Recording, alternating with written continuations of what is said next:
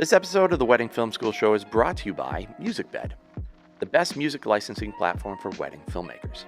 Head over to themusicbed.com and enter our code WFS on checkout to get a free month on your annual wedding subscription. Now, on to the show. Style is a tough one to talk about because it's so subjective.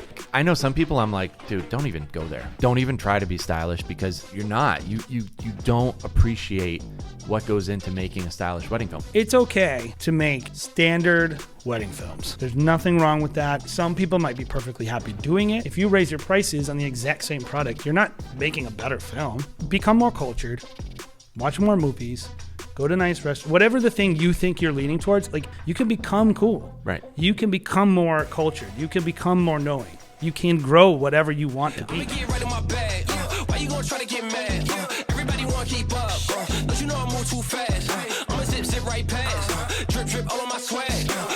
Hey everyone, welcome to the Wedding Film School Show. My name is Jared, and again, I'm joined by my business partner and friend, Mr. Jason McCutcheon, in the house. How's it going, me. Jay? Really good. I'm excited. In New England, like we said last episode, is seasonal, and so I'm excited to get going on weddings coming up real soon. I'm excited about getting going again. For some reason, we're doing 200 weddings again, and so that means you're in the middle of like organizing all the shooters and all this kind of logistics, and today we're redoing our NAS, getting that going, which I plan on making a video about, by the way, just going through all the storage. But it's just like crazy how you can adjust. Like it just becomes normal. Sure.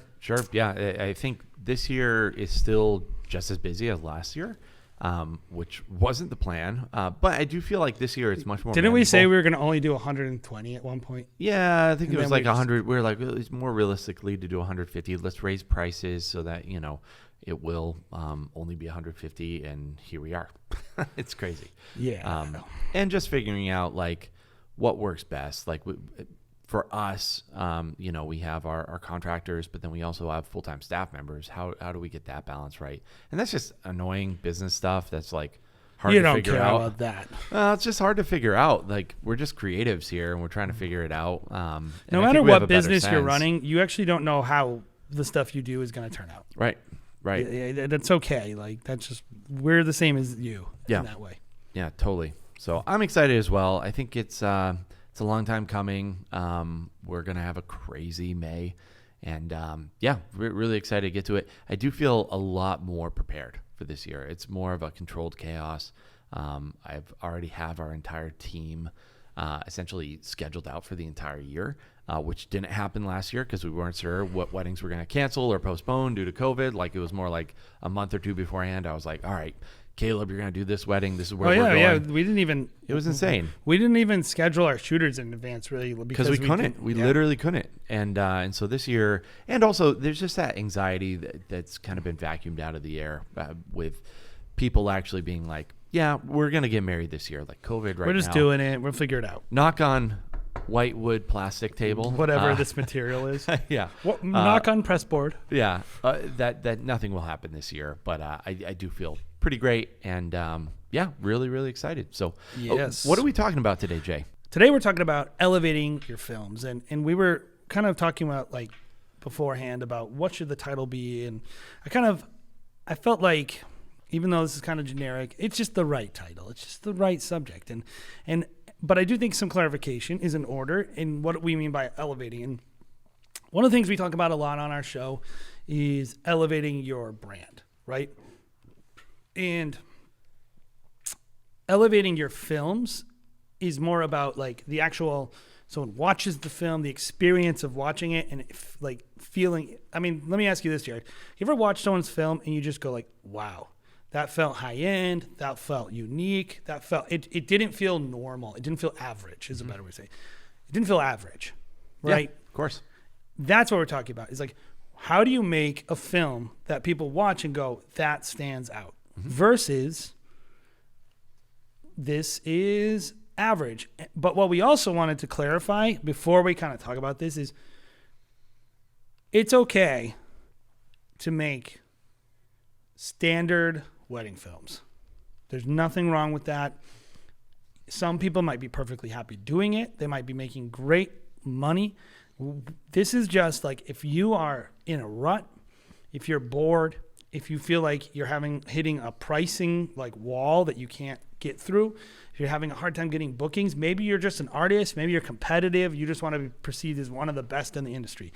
These are all perfectly fine motivations. And if those are the things that you feel, if you're like, yeah, that's me, I'm bored of what I'm doing, I want it to be better. And what does that mean, better, right?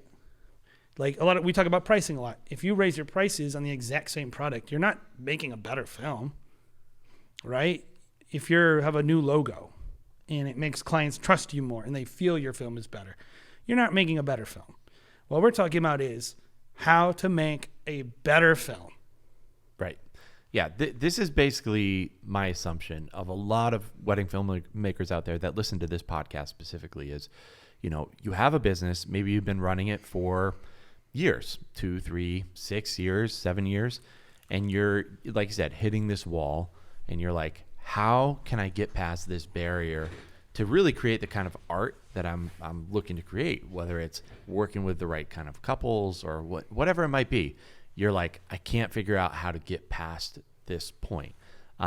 That's what this episode is really geared towards. Like things that we've seen, we obviously talk to a lot of wedding filmmakers, have relationships with them. You watch more wedding films than any person, I think, on planet Earth.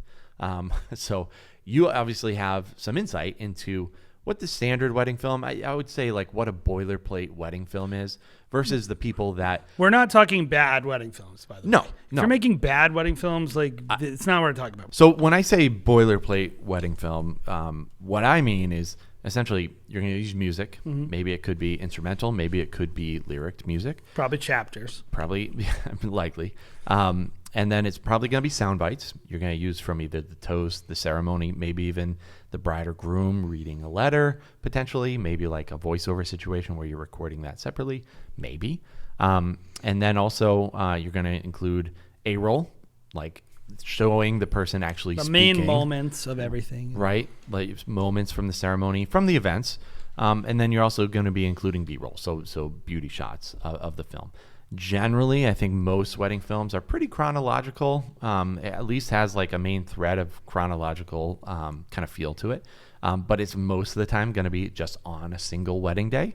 You're not expanding it into multiple wedding days. This is just your boilerplate kind of what most people expect when you say, oh, I got a wedding videographer. What do 95% of the brides out there assume? You could charge $4,000 for that every day and twice on Sunday. Yep. And again, we do a ton. Most of our weddings are this way. So I don't think you and I are saying this is bad, right? So no. Just to reiterate again. And actually, I would even say, I always say count the cost before you say you want to elevate your films. So I am not telling you to elevate your films.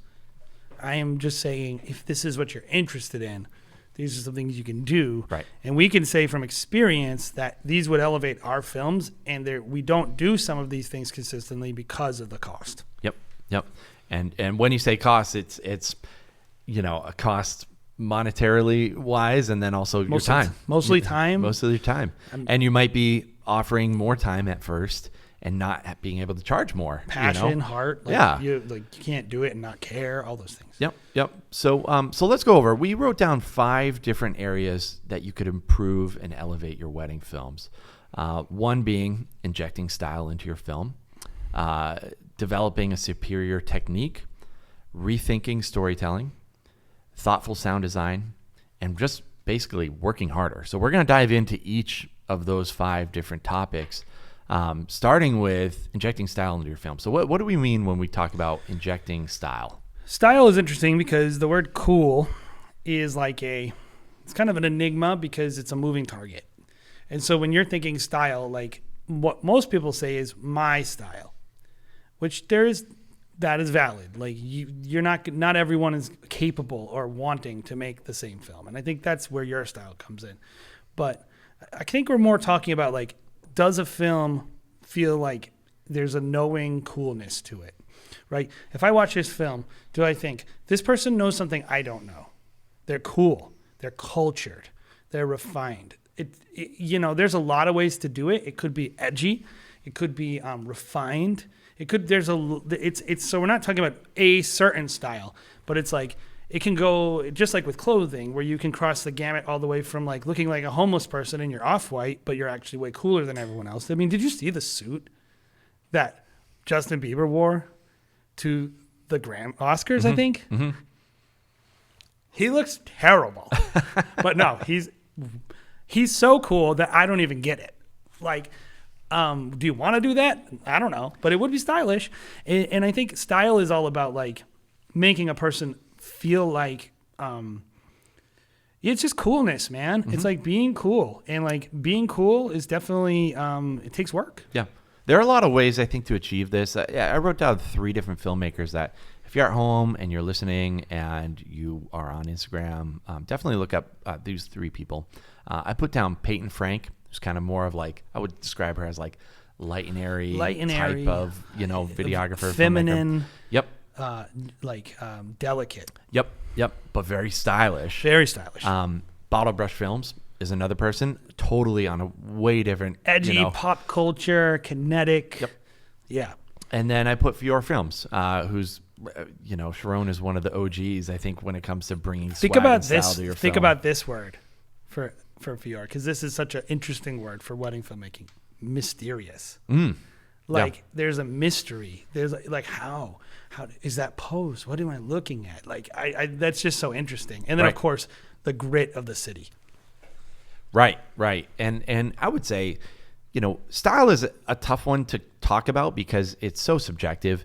But when it comes to style and these 3 filmmakers' work, it's definitely, I think, a reflection of the person that's producing. Like I would say when you're around Sharon, you kind of get that like New York kind of attitude and you see it kind of portray in her work.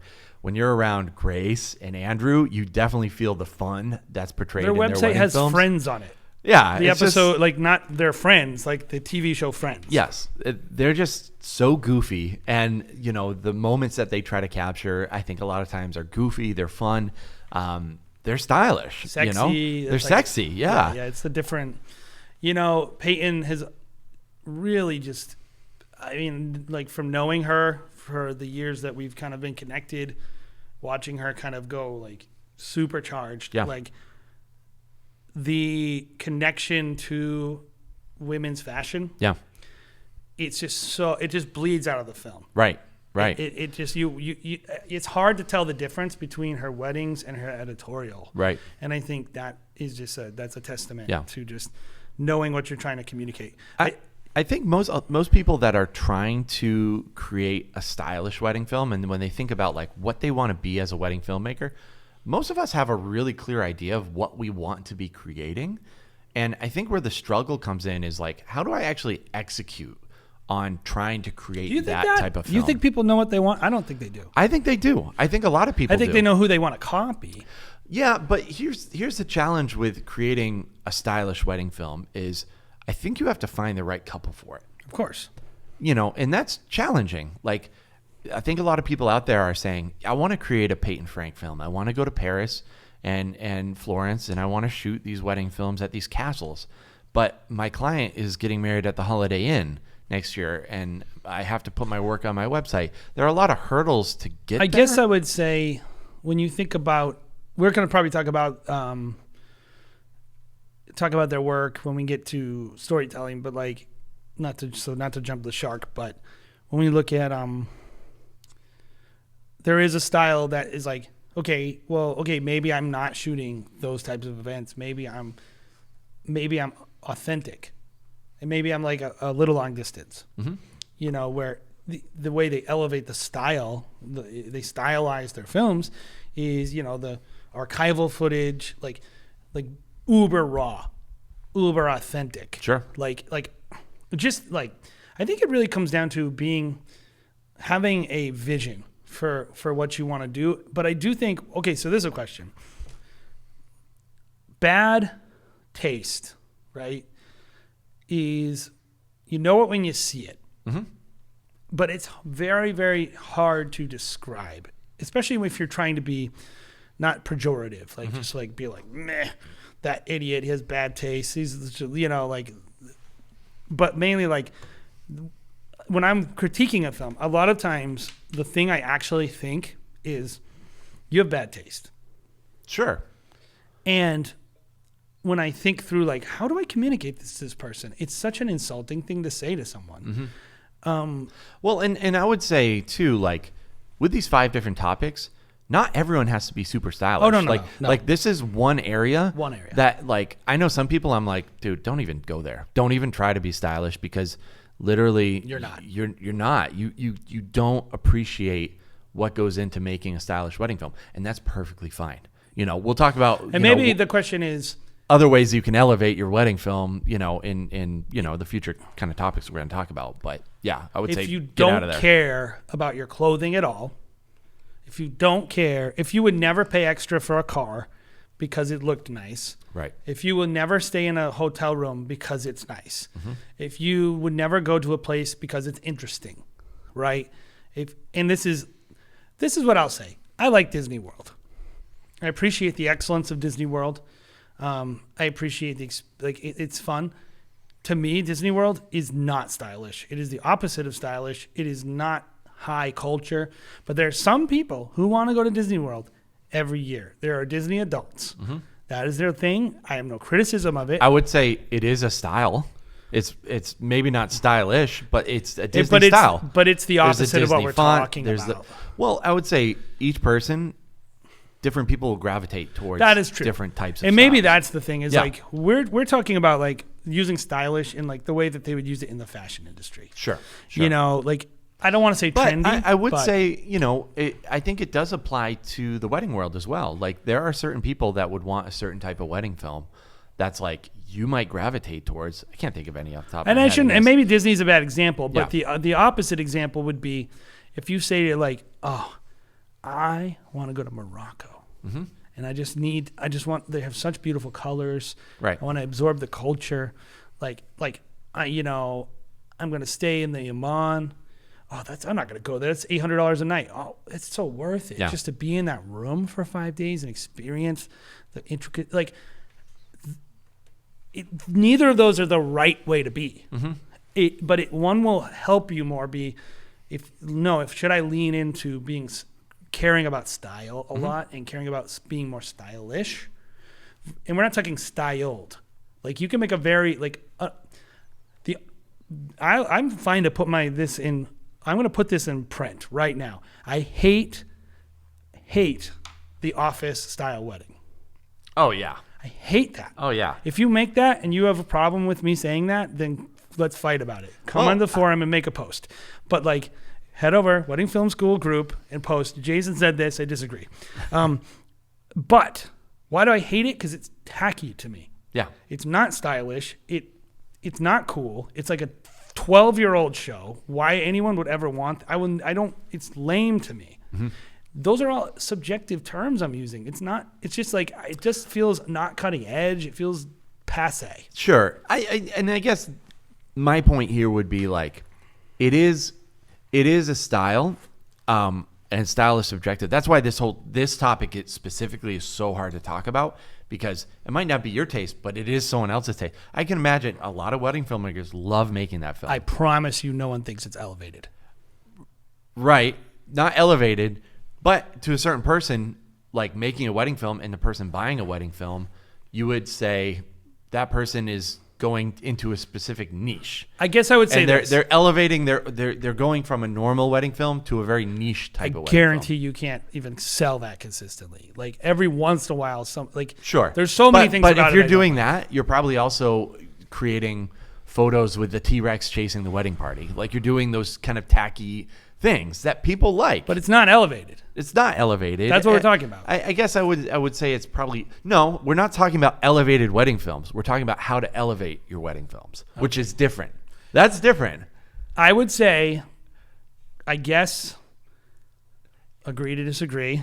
That's elevated. What you're talking about is like Gucci wearing Gucci. No, we're talking about style, and that's not stylish. It's not stylish. If you do that, you're not stylish. But I think you could be elevating your wedding film if you are going into a certain niche. You could be a great business person. You could be elevating your client experience. Like Right. those are all things that are fine, but like you're not stylish. Sure. Like if those I also think that certain styles that are super Gucci and Harper's Bazaar are also like not necessarily super stylish. No. Like, well, that's why I said like cool is a moving target. Right, and then that's everything is subjective when it comes to style. It's subjective. Who's so a like the fact tastemaker? that you don't like it or whoever doesn't like it, it really doesn't matter if someone does like My it. whole point of bringing it up You're was creating a style of film. That's my whole what this point in bringing it is. up was Yes. you said, "How do I know if I should lean into this?"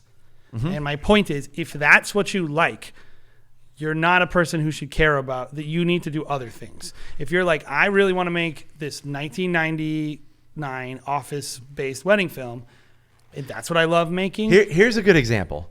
Someone who wants to create wedding films on VHS tape. That's very stylish. Now, Yeah, it was stupid 5-10 years ago. exactly. But you could do it, and I could think I think it's tacky now. I wouldn't want to do that for all my wedding films. So is that stylish? It's subjective. But cool. if there's a market for it, I would say you can elevate your wedding company by doing more of that and charging more money because is you're the challenge going with into a art. niche. Yeah, you're going into a niche that is essentially a style of wedding film that you have a corner on. That's how you can elevate your I'll wedding just films. double down though. Yeah. Which is like, if you do something with a wink and a nod, like, yeah, I know it's kind of lame, but I like it. Okay, that's fine. I like McDonald's. Sure. Like, but if you're like, hey guys, this is really cutting edge. Like, isn't this cool, guys? And then people are like, no, this is dumb. Like I don't like this. Like A lot of people don't like the light and airy look. They think that's super cheesy. Is it still stylish? because it's trendy. Yeah. Yeah, I think it is. Even though a lot of people who I would consider pretty stylish are in love film. Certain people that love film that hate light and airy look. I don't know why. It's a matter of perspective. And I've preference. actually never understood the hatred of light and airy. I don't Me love neither. it. I look at that and I go, that's a certain look. It's a certain it's style. but it looks like film Maybe stock. I don't want to create it, but also I know a lot of people that will buy Okay. it, and it's great. This is really what it is. It's all about being cultured. Right. I think so. And the reason I am fine with light and airy is because I know what that film stock looks like. Mm-hmm. And I know it's expensive to shoot that way. Yep. Medium format is expensive. And so there's a lot of tolerances. I like in the roll off on the high. I have a lot of information to know why it's considered to be good and why it looks expensive. So when I see it, I go, oh, wow, that looks expensive. Why? Because I have a frame of reference of medium format film. And I go, medium format film is expensive, Right. objectively. So that looks expensive. Right. If you don't have that frame of reference, You just want, when you think style, you think expensive, no, I think culture. I think knowing things. which is expensive. No, you can watch movies, pop culture. There's pop culture. And I suppose there could be someone who did a stylish office wedding film. Well, I think It could happen, I guess. you could look at that and be like, there's a good way to do it and there's a bad way to do it. I think Sure. I wouldn't recommend you doing it because I agree with you. When I watch Bottle Brush, I not don't a think lot of it- people want an office style wedding film. Totally get it, understand it. But if there was, and there was someone who was like, I want to do that, I would be like, that can elevate your wedding film. I guess when I'm talking about style, I'm like, pursue where the money is and go into a Yes. niche because Get edgy. you can, Just it should look like you have a plan. And I think the first time it was done, it was probably pretty edgy. being cool, fine. We're not talking about being cutting edge, but it maybe not cutting edge, but for me, style I associate it with even freaking, I don't know, Andy Warhol. He didn't dress good. He looked like an idiot on purpose. Right. And so when I think about style, I think about tastemakers and people who are pushing the boundaries, or people who are refined, fitting into the taste, or someone who's just edgy, right? When I watch Bottle Brush, I don't think it looks expensive. Sure. I think it looks cool. Yeah. And so that's why I like the word cool. Because cool is you can be expensive cool, you could be edgy cool, you could be funny cool, you could be irreverent cool, you could just be party cool. I don't really care. I think it needs to be cool. Yeah. That's what we're talking about. So if you're cool and you like being cool, lean into it. Yeah. That's it. Kind of going back to the point about how to create a certain style of film where you're you're creating that boilerplate type of film, and maybe you're like, how do I get there? Let's talk through that a little bit, because I do think a lot of people are in that kind of rut of like, how do I even get there? They're making like a normal film. They want to think, how to make it cooler. How do I make it? Yeah, what I want it to be. Yeah. How do I make it different? Like, by the way, stylized is a different word than stylish, just so you know. Sure. I would say when it comes to kind of creating the type of work that you want to create, when it comes to style, is really, you have to have a plan, because it really comes down to like, let me ask you this. Can you make a stylish wedding film without a couple that has style? I think if you're very emotionally connected and you're really good with people, and if the couple lets you, you can. It's significantly harder though. I would say it's really hard. Yeah. Right. Like if you are Peyton Frank and you're like, I want to create my style wedding film, and then, people show up and they're wearing David's bridal. It's like, it already goes against the grain of like what you're trying to create. Right. So my point here would be like, you have to get the right type of people. How do you even do that? I mean, you show what you want to grow. Show what you want to grow on your Instagram. What happens if you're filming all the time at, Holiday Inn? Peyton Frank shows a lot of stuff from editorials and style shoots. Right. And so she's very smart branding. She creates stylized shoots. She gets herself out there and, Bottle Brush, we talked about them. Like, they have a website that communicates. They have a TikTok that communicates. They're constantly communicating to the world what they want to attract. Yep. And they are that. And I will say this, it should be authentic. Like, I'm not talking about being fake. Like, that's why I mentioned The Office, because it's like, if you authentically love it. That kind of threw a wrench in our conversation. I've always wanted to talk about that. So if you love it, that's who you are. Like, I like The Office. I watch The Office. Like, sure. So like, if that's who you are, like, that's who you are, and that's okay. I don't like your film, but I probably like you. And like, I would also say, if you are the person who creates The Office wedding films, you're not listening to this show. And I don't know. But if you're the person who creates that film and then you get like a super Gucci couple, that's not going to work either. Like, you have to get that right couple. You will never get the Gucci couple. No. You will never. You won't. You will never get them. And Peyton Frank will never get The Office couple. No, she never will. Yeah. She never will. But, even Fior, like, I think her visuals in her film, even like the aloofness of the brand, her not like, she doesn't like pop up all the time and talk. You follow, if you're friends with her on Facebook, it's so funny because she's just like a mom. It's like in your face, raw, authentic. Like, everything about who she is put into the films. And I do think like that's true of all these people, and hopefully true of you, which is why like I hesitate to rip on The Office, because I'm fine with a person doing it. Yeah. But I will not call it stylish. That's all I'm really saying. It's styled. Yes. Like Rainforest Cafe is stylized. Yes. But it's not stylish. Yes. That's what I'm saying. Yes. It doesn't have a knowing coolness to it, or a refined edge. It's not. It's just kind of like kids like it. Sure. Great. The end. Let's move on to the next one. That took a big bite out of our episode. Hey, I mean, it's a complicated topic. It's good. It is, and I'm glad we go through it, because I think there are some certain distinctions there that need to be made. And it was good. Just to summarize, though, you lean into who you are. Yes. Like, who your style.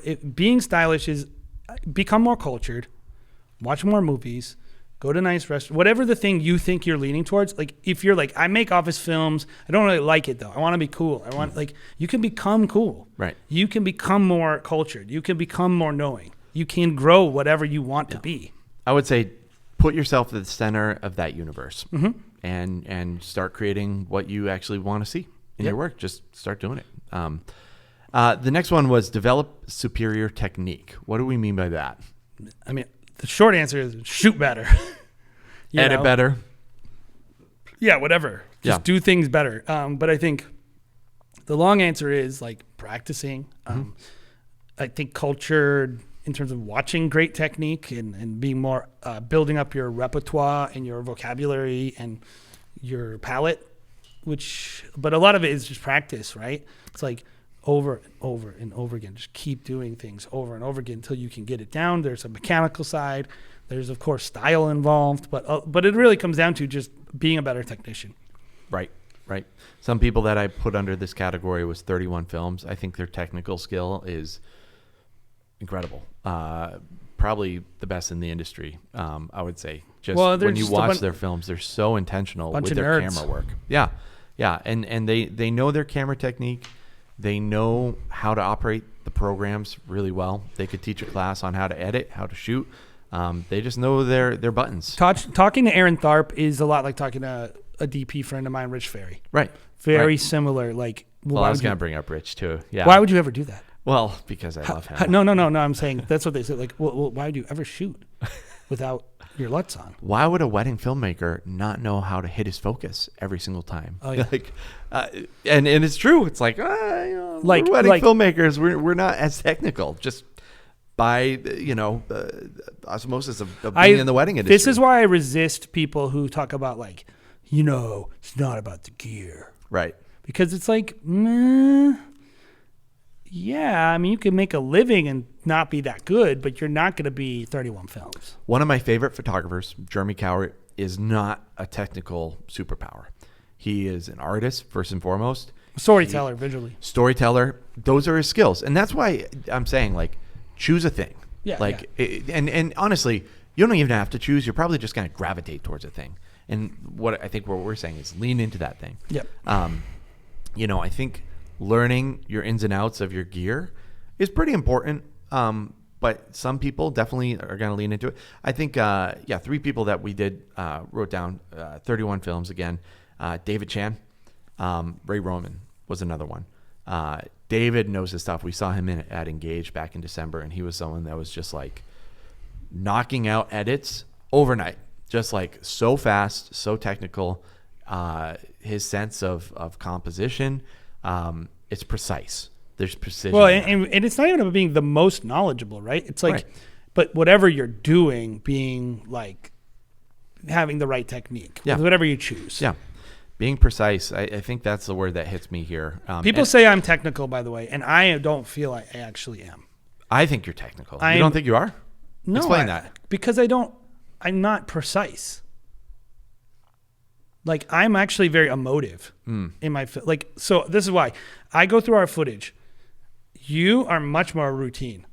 Mm-hmm. You shoot the same way. Like, there are things you're going to nail in a film that I will screw up, and there are things that I will do that are way extra. Yeah. You don't do extra stuff. Yeah. When I shoot, I'm like,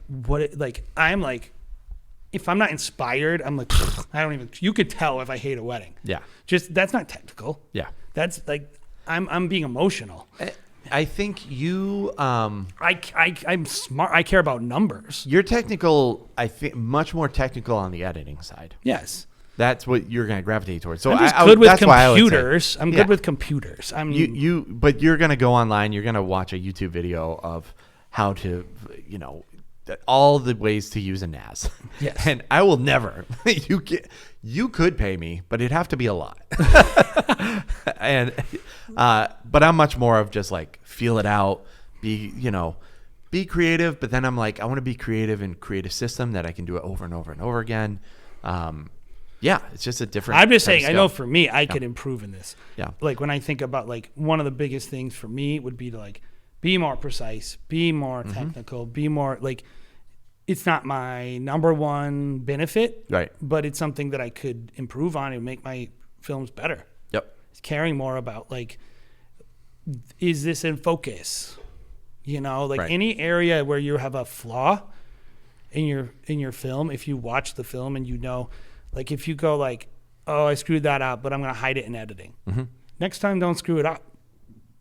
That's what it means to be technical. I agree.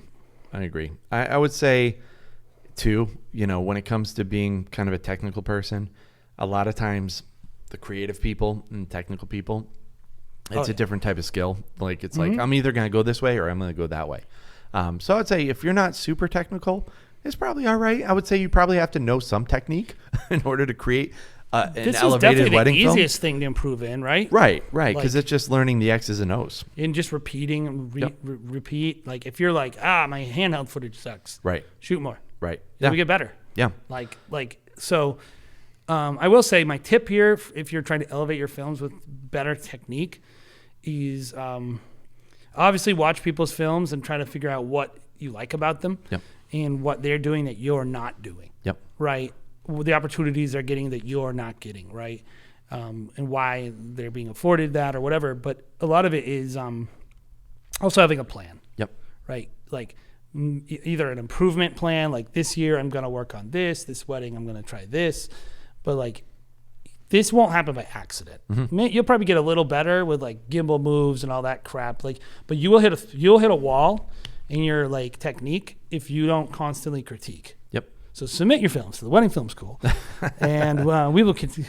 Like I will tell you, your gimbal moves are steppy every day. Yep. Next one we were going to talk about was developing a superior technique. Oh no. Next one we were going to talk about was rethinking storytelling. Oh yeah. So how do you rethink storytelling? I think it's about first and foremost, rethinking how you capture a story, and that could mean just putting more microphones around or capturing different types of moments, better moments, or like having a plan though, being intentional with how you capture the wedding day so that you're giving yourself more ammunition to edit better.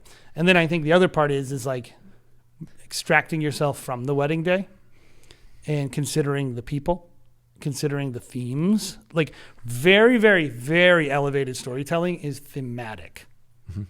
Very basic storytelling is chronological. And I think wedding filmmakers are going to move from chronological to like emotive to thematic. I think like the highest level, it's not the best, but it's the most challenging and abstract is like, can you communicate a theme with a loose narrative?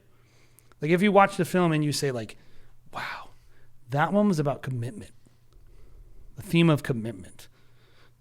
Alex is very thematic. And then I was watching Blink, and Blink is talking about, she has like a bunch of sound bites from like a Weeknd song. And it's like, that's interesting. Like it's thematic and it made me feel something. It connected me. I think that's what we're really saying. It's like considering either storytelling as, and this is not a knock at all if you do this, but like, okay, I've heard people say, I'm really working on story. What do you mean by that? Oh, like I used to not mic the bride, but now I mic the bride. Mm-hmm. Right. Yeah. And that's an important distinction. Like telling a better story isn't necessarily just putting a mic on people and being like, I'm just going to use this. More audio, better story. I think being intentional, and all of this is really being intentional, but especially when it comes to storytelling. And storytelling is like, it's such a broad topic. It's I almost love that just it's as broad. actually like an actual concept. It is. It You is. know? Yeah. It's a broad topic because you can go a million different ways, but I think being intentional when you're telling a story and telling like a theme, like you're saying, has to be well thought out. Do you think it has to be premeditated before the wedding actually happens? No.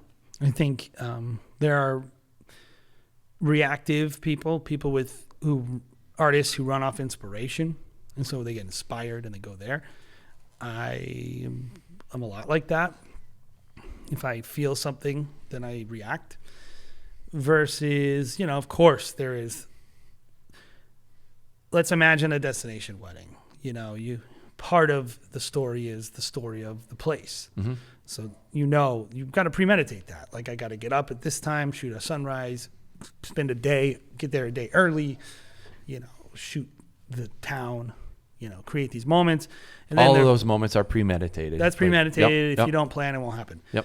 The wedding, they're not going to be like, hey, can I leave your wedding and go shoot the town? Oh, okay. Oh, well, I really need it. It's part of my story. They're like, no, I'm your story. I paid you to be at my wedding. Mm-hmm. So then I think there's also like, you're there and you're experiencing the day. And I do think plenty of it's going to be like, it would be hard with weddings, I think, to premeditate the story. 100%. Sure. I really do think it would be hard. Like, I don't know. I mean, it'd be interesting. I've never seen a wedding film that I was like, maybe I have, I don't know. There were like nothing was a part of the day.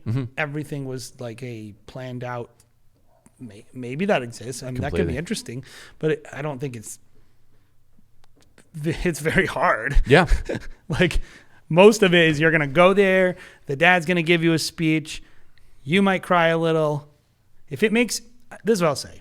If you're at the wedding and it moves you, it's probably going to move everyone. Some of the filmmakers that we put down for storytelling was A Little Long Distance, Blink, like you had mentioned. And I also put Pascal Deli here. It's kind of a very different type of storytelling. I would say his storytelling is probably more day of. I don't think he really does a whole lot of premeditated stuff. But I can tell you with like A Little Long Distance, he's getting some story beforehand, but then also listening. You know, I think being a good filmmaker is being a good listener, right? You have to like take in the elements that people are telling you. Like, this is how we met. This is how, you know, we interact with each other. These are things that we love. And then taking those into the wedding day and being like looking out for the things that kind of tie everything together, right? That should be kind of, I think that's a common theme I've seen a lot of filmmakers who are just great storytellers, right? Storytelling is what filmmakers do when they don't have a camera in their hand. You know, it's like pre-production, post-production, thinking, considering. Of course you're shooting and you're storytelling, of course. Like really good shooters are good storytellers. But not always. A lot of good shooters are not good storytellers. They're like, that light was good. That light was good. That like good light is not a story. Right. Like it's beautiful. Right. But it's not a story. And so I think like if you find yourself dreaming, imagining your couples and the stories that like, if you're listening to them and like they're saying like, oh, you know, this happened in our relationship, and you're like, oh my gosh, I wish I could. Like you should really consider like, how can these things that I'm noticing about people, like people, the endless story are people and love. These are heroism. Like these are themes that are timeless. And when you're like considering that you're shooting a marriage, this is like storytelling fodder for generations. So like if you feel inspired by your couples, like you should lean into that. How do you, and I do think like when I watch some people's films, I often go, how do they get that person to do that? And that's how you know it's an elevated thing. Right. Is when I'm watching a film and I'm like, did they do that beforehand? Did they do it after? Well, like, how did that happen? All I know is that filmmaker got inspired and they just committed to a plan of acquiring whatever assets they needed to tell the story they wanted. Right. They didn't get a story and then like it didn't happen organically. It happened intentionally. And I think that is what great storytelling is. You know, there's a classic, there's only 5 basic stories, like all that stuff. But like for wedding filmmakers, I think our storytelling is like really comes more than any of the things we're going to talk about today. Storytelling is tied into your process. Like your process of interacting with couples, interacting with being present on the wedding day, being present in the edit booth. This'll work. This'll do like some like serious like soul searching when it comes to like, why am I connecting with that? You know, if your parents got divorced, like you might react differently to a story involving divorce or abuse, or like your life experiences are going to really, really propel this. Right. Yeah, I think so too. Something that when we were at Vision Quest this last year, went a little long distance, they were talking about their process and kind of why he got into wedding films. Kind of the theme for him was like family, and that's like a core memory for him is like memories of his family. And that's what he ties into a lot of his films. And I was like, oh my God, like that's what I kind of gravitate towards. Even with our films, we have discussions about that a lot, but that's definitely something that I'm like, man, those are the common threads that I'm like really want to pull. Well, and just to make it personal for us, like we go, oh man, his films are great. I really love them. Could we make that with our process? And like in a lot of ways, we're like, we couldn't really do that. Yeah, I agree. So then we're challenging ourselves, like, how do we take our current process and get more of what we want out of it? Right. And so storytelling is awesome. So you should do it. Let me ask you, before we move on, let me ask you kind of a really generic question, is just for the person out there who's like, I want to create better stories in my films. What would be the first step to creating better stories? Watch better stories. But that's a generic. Yeah. So that's a free tip. Watch better stories. I think so too. And being interactive with the stories that you're watching. Thinking about something that I like that you said was themes. Like when you're watching a Netflix show, what are the themes that they're trying to tell you? Like if you watch Euphoria, what are the themes that you watch in Euphoria? I don't really like those themes that much, so to be honest. That's why I don't like that show. As a person who reads the Bible and has studied the Bible. Oh, we're going deep.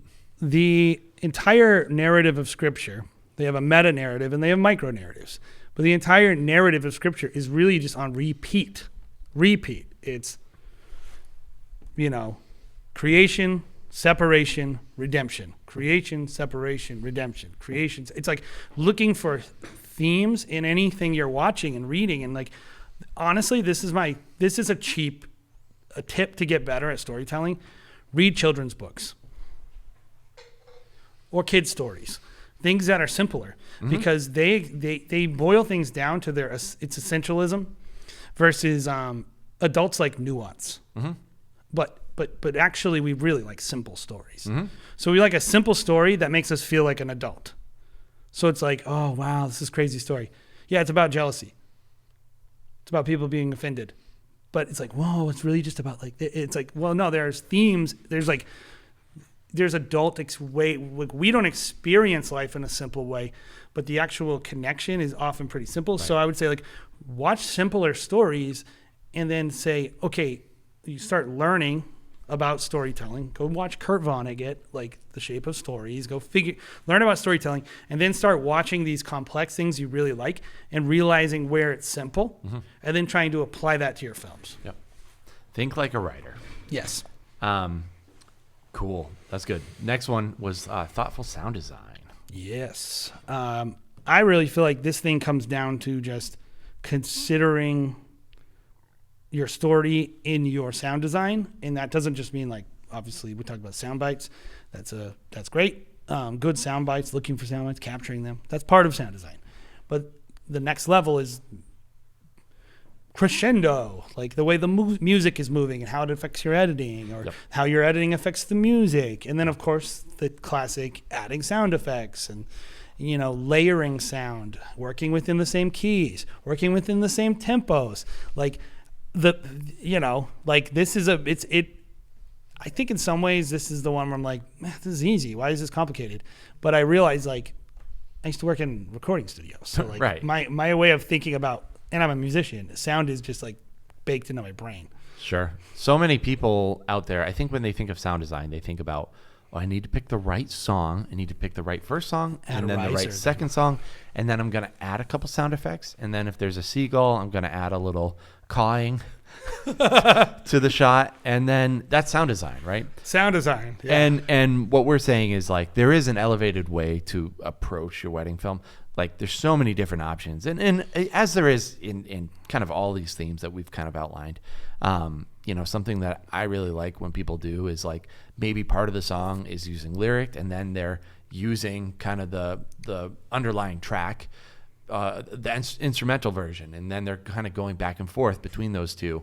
I think that's another layer of using music, using the crescendo to your benefit during the parts that really need some bang to it, and then like maybe bringing in some risers, using some sound effects.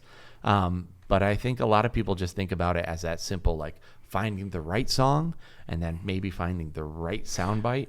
To make this more relatable, even though it's not design, but I think this is what people go through. How many times have you heard people say, oh, anyone else think the music bed is getting crap now? They have no songs. And I'm like, what are you talking about? Like, I went on there and I found amazing songs. All kinds of, they literally add new songs every week. Yeah. So what I realized is they actually don't know they don't know what they're looking for. So like they're already starting out on the wrong foot. Right. And like that is what I find with bad sound design. is like a lot of times people don't know what they're trying to do, and they don't know even the difference between good and bad. So like they're like, well, someone's clearly walking. I'm like, you use the wrong surface. That's brick, not wood. That person's making a wood sound. They're not getting quieter as they walk away from the camera. There's no echo. There's not like you don't know why you're doing it. You think like every time I show a shoe, I should. Are you just trying to actually trick me into thinking that their feet made that sound? That's sound design. Yeah. It's not sound design to just put the sound effect associated with the thing you're seeing every time.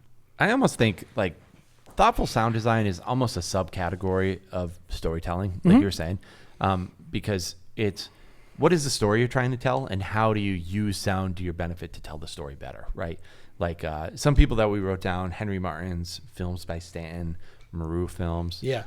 You had also mentioned the Bottle Brush film that won at WPPI this year, used 11 different songs. Isn't that what you said? Yeah. 11 different songs. Like obviously. Effortlessly. Yeah. You couldn't don't barely even notice tell it. the difference. And like, it was breaks. It was sound. It was like a tour de force of sound design. Right. And, you know, like you go back and watch like Stanton did a really cool breakdown of a film he did in Iceland, and he shows his timeline and all that junk. Like it's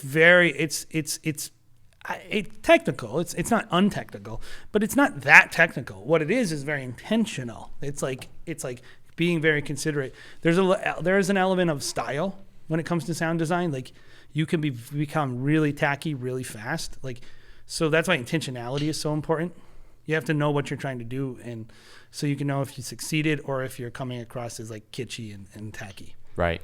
I almost think like when you're creating a wedding film, what are some of the things that you're doing first, maybe before you get to sound design? Does that make sense? Like, are you designing the story before you're working on the sound design, or is the sound design kind of a supporting actor in the role of the film? When we edit for other people with our Outpost studios, the first thing we do is take all their sound, lay it out as a story. So it's like their sound bites? Sound bites, but music too. Sure. Like breaks and music, everything. And show them, we say, listen to this. Is this a good story? You know, so to me, like, it's hard to extract storytelling from this, but like, it's really all about like, I think filmmakers are very visually driven. And so oftentimes they find good clips and they base their story on good clips. But I actually think the sound design is actually more the story than the actual clips. You know, I'm mad. Like, okay, sorry guys, if you're listening, but I remember watching that Bottle Brush film and thinking like, yeah, it's fine. But you watch it with the audio on and you're like, this is amazing. It's like the audio tricked me. Yeah. You know, it made me feel like the film was better. It was not it didn't trick me. It was better. And it was like part of it. And I honestly think like if you are just kind of mailing it in to like 2 songs, a clip from every speech, a clip from the ceremony, done. You can make a ton of money on that. So go for it. But like at the end of the day, if you want to elevate it, this is it's a big category, but it's not that hard to figure out where your options are. Yeah. You record outside the wedding, you either pay someone or get someone to read it. You add better sound bites, and you are you get cooler, better taste in music. And it is a tough one, right? How does it, like I said, there's no accounting for bad taste. Right. That's the thing. It's like, if you don't know what's cool, I think this is true, by the way. Are the seagull sounds cool? That's what I want to know. I actually don't mind them. The problem is like when it's just the same volume level, it's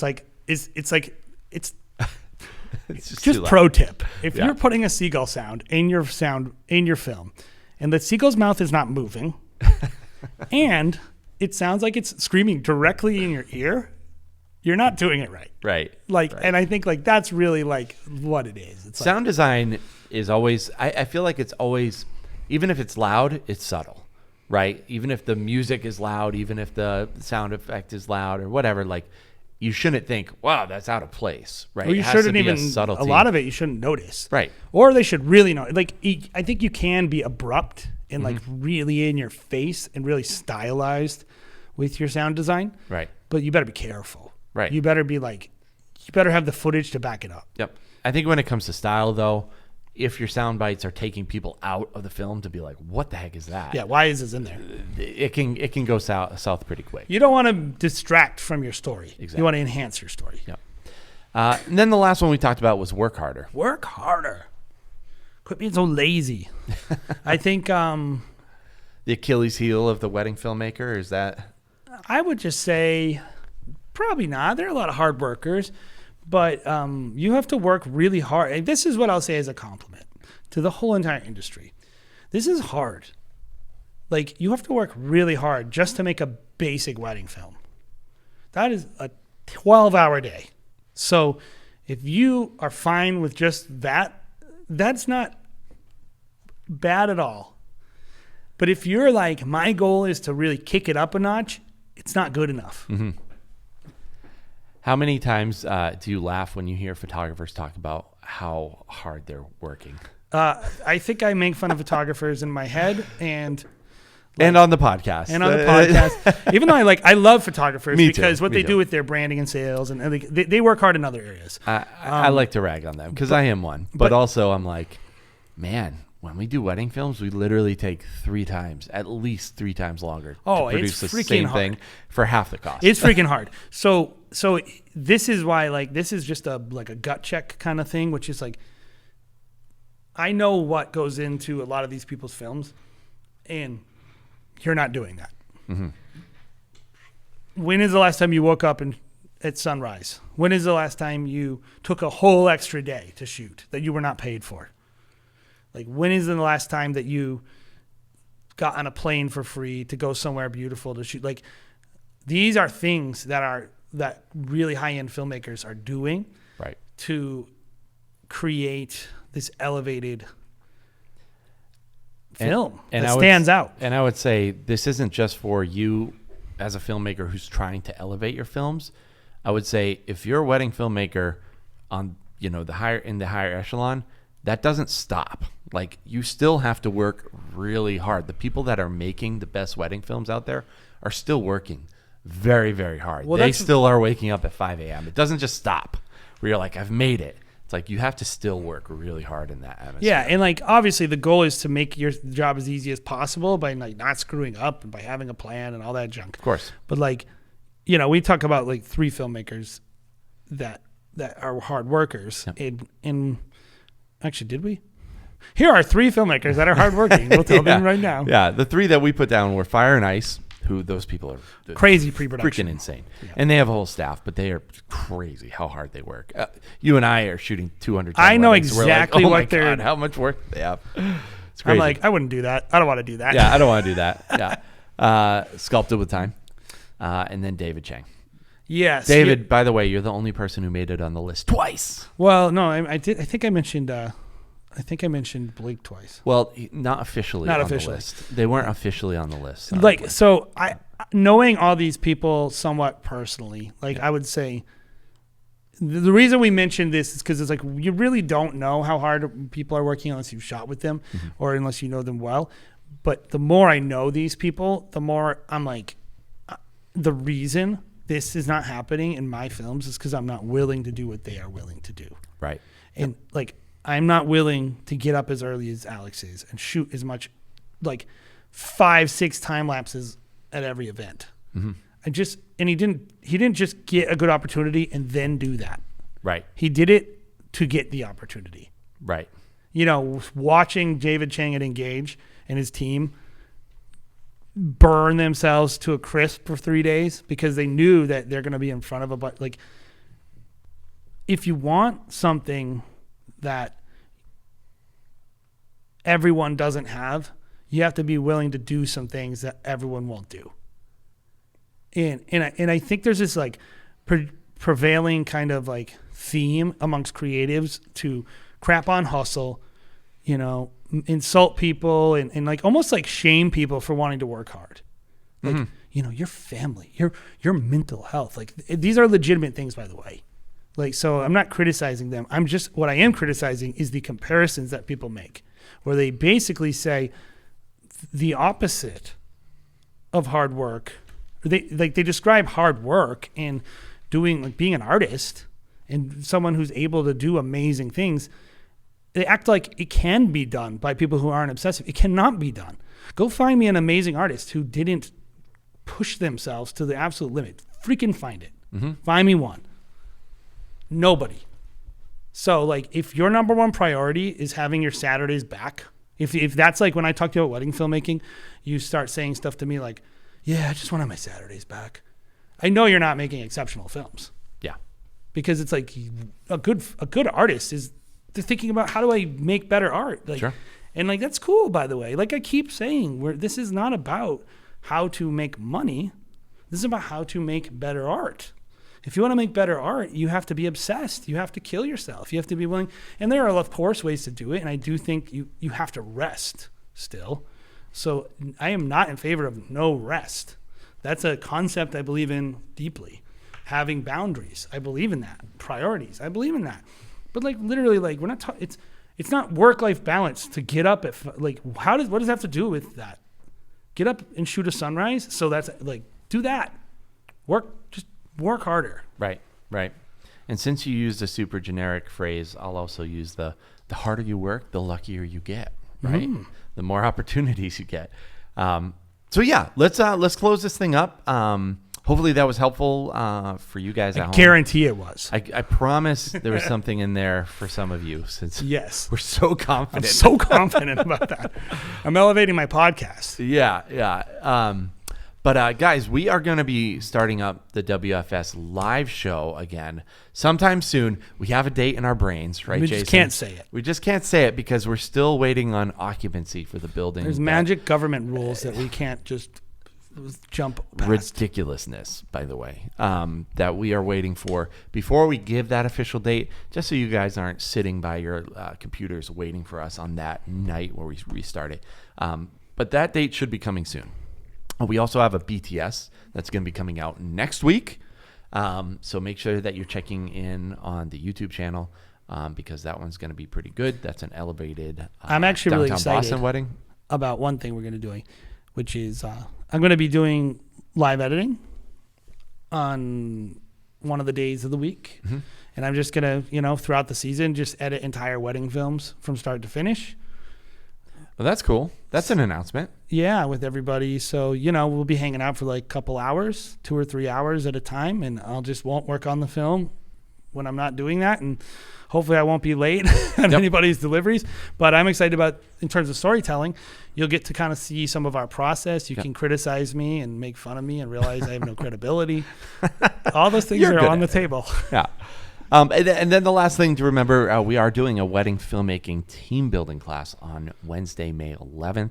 Very exciting. That is still, we haven't picked a time for that. But I think it's actually at once. So if you head over to weddingfilm.school/classes, I believe, or workshops, but I think it's classes, head over to that website, sign up. It's totally free. It's going to be, I think, an hour and a half, 2 hours long, question, answer, but also we'll do a little presentation. So head over there. Great. And as usual, guys, check us out on Instagram. Check us out on Facebook, where the community is constantly going back and forth and fighting. If you want the drama, go to Facebook. And no, there really isn't any It's drama. a super right-wing group, mostly. Well, don't say that. Well... the fireworks happened there. But yeah, if you have questions about anything, if you want to comment about how ridiculous this episode is, make sure you're chiming in there, guys. Thank you again for listening to the Wedding Film School Show. And again, we'll see you again next week.